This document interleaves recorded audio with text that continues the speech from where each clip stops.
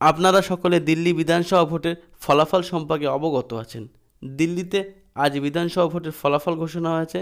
BJP পেয়েছে 48টি এবং আম আদমি পেয়েছে 22টি। এবং এর মধ্যে এমন অনেক প্রার্থী আছে যারা হেভিওয়েট প্রার্থী, যেমন অরবিন্দ কেজরিওয়াল যিনি পরাজিত হয়েছেন, অতসী মার্লেনা যিনি জয়ী হয়েছেন, মনীষ সিসোদিয়া যিনি হেরে গিয়েছেন, প্রবেশ বর্মা যিনি জয়ী হয়েছেন। এরকম 30 জন হেভিওয়েট প্রার্থী যারা জয়ী হয়েছেন অথবা পরাজিত হয়েছেন। তারা কত ভোটে জয়ী হয়েছেন বা পরাজিত হয়েছেন সেটা আপনারা এই ভিডিও থেকে জানতে পারবেন।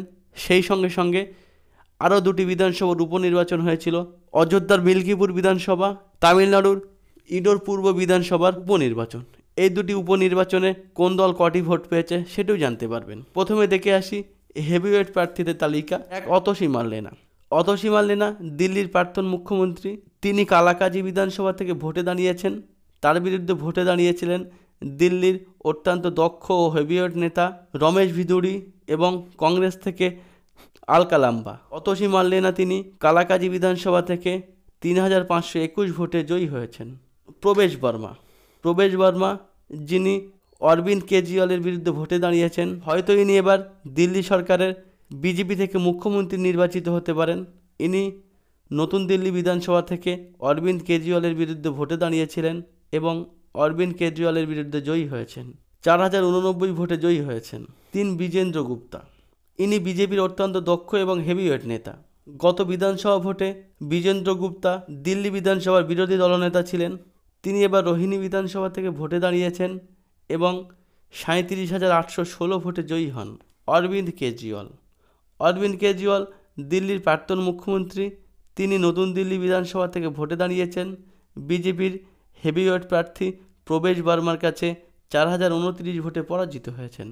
রমেশ ভিদুরি দিল্লি বিজেপির অত্যন্ত দক্ষ এবং হেভিওয়েট নেতা।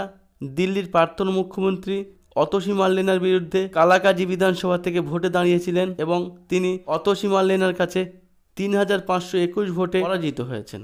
মনীষ সিসোদিয়া দিল্লির প্রথম উপমুখ্যমন্ত্রী এবং আম আদমি পার্টির হেভিওয়েট নেতা।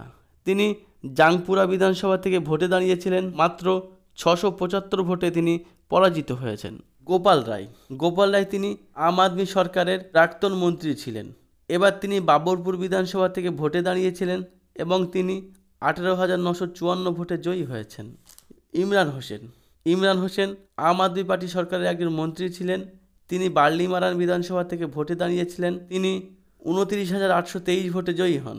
সতীশ উপাধ্যায় দিল্লি বিজেপির প্রাক্তন সভাপতি। তিনি মালব্যনগর বিধানসভা থেকে ভোটে দাঁড়িয়েছেন। আম আদমি পার্টির হেভিওয়েট নেতা এবং বিশিষ্ট মন্ত্রী সোমনাথ ভারতীকে হারিয়েছেন ও 2331 ভোটে জয়ী হয়েছেন।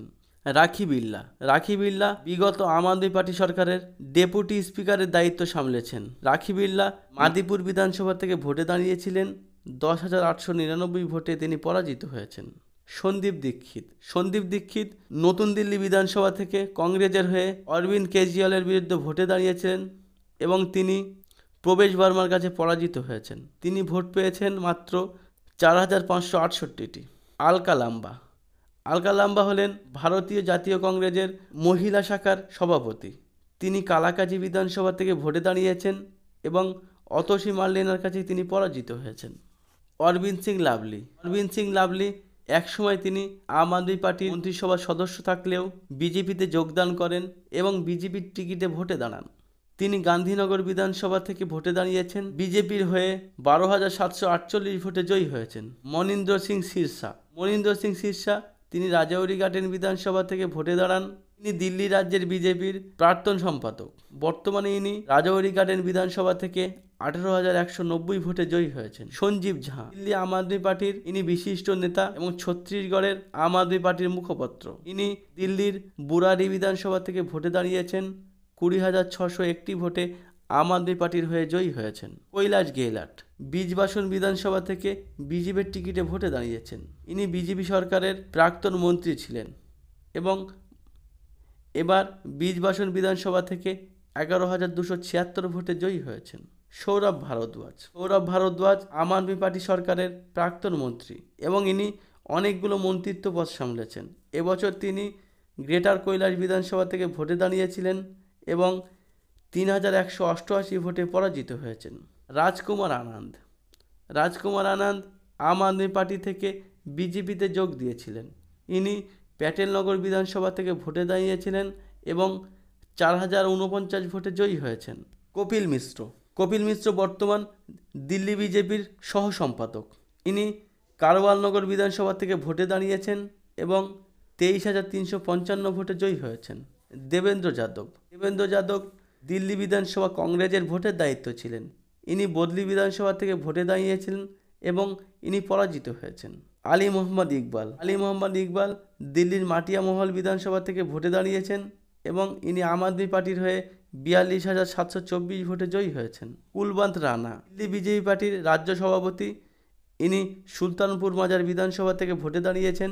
বিজেপির হয়ে 29,616 ভোটে জয়ী হয়েছেন। রাজকুমার চৌহান বিজেপি থেকে দিল্লি বিধানসভায় 5 বার বিধায়ক নির্বাচিত হয়েছেন। তিনি মঙ্গলপুরি বিধানসভা থেকে ভোটে দাঁড়িয়েছেন এবং 6,255 ভোটে জয়ী হয়েছেন।